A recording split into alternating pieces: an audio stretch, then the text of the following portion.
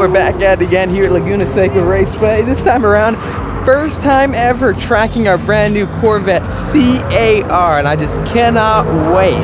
Behind us is the main start-finish straightaway in the Supra with a really incredible green roll cage inside. I really do like this car, but anyways though guys, we're going to be seeing how the C8R performs on this legendary racetrack. Already opening up the hatch so we can cool down the 6.2 liter pushrod V8 back there. I mean, this thing just rockets out of corners. I love the torque, even down low in the RPM, because when you get on the accelerator, it just wants to put down the power and just go. It really just does push you hard, and it feels so good with the DCT as well because you're just banging through all of the gears. If you've got a C8 Corvette, you've got to at least take to the track one time, just one time, because you'll truly experience what it's all about. Okay, we are in track mode. I'm gonna leave it automatic.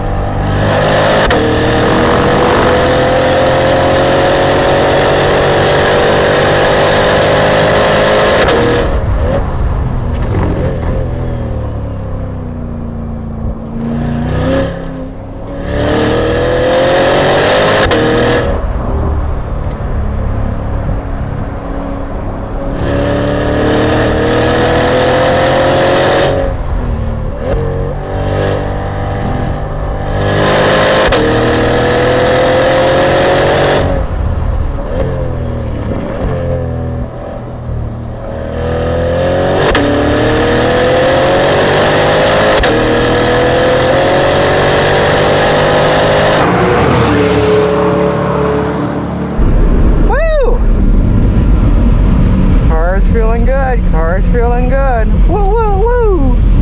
Yeah, car's fun. You gotta know how to tame it. You gotta know how to tame the car, tame the beast. You'll find a way to control it.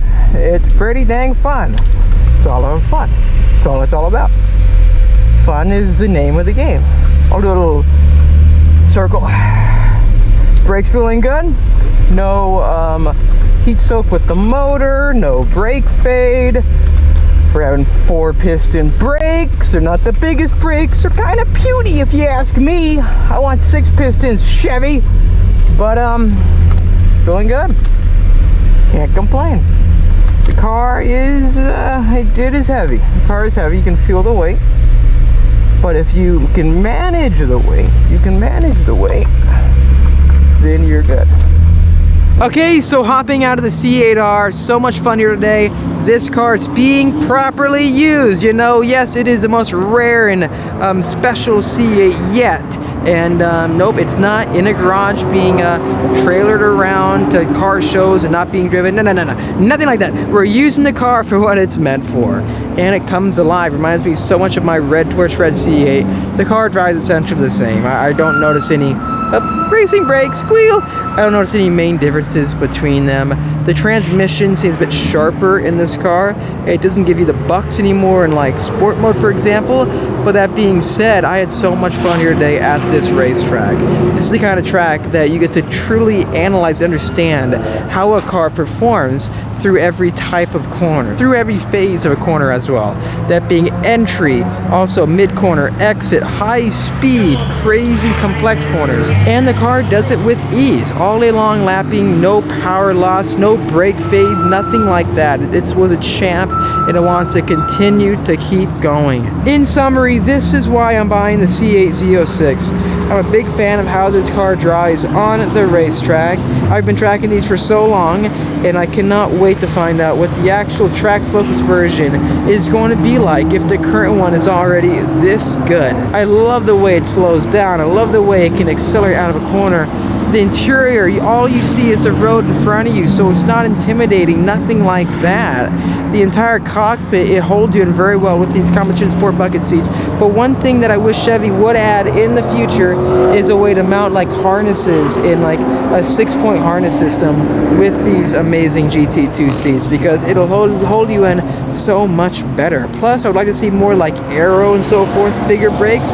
But that's what we're going to see with the Z06 anyway. So what am I talking about? The Z06 will come with all of that. Anyways, if you have a Stingray again, I beg you, please use it on the racetrack to experience what it is like at its limit and understand what makes it so special. Anyways, make sure to hit that like button to help me out. Also subscribe for much more great content coming out your way. I'll see all of you in the next episode.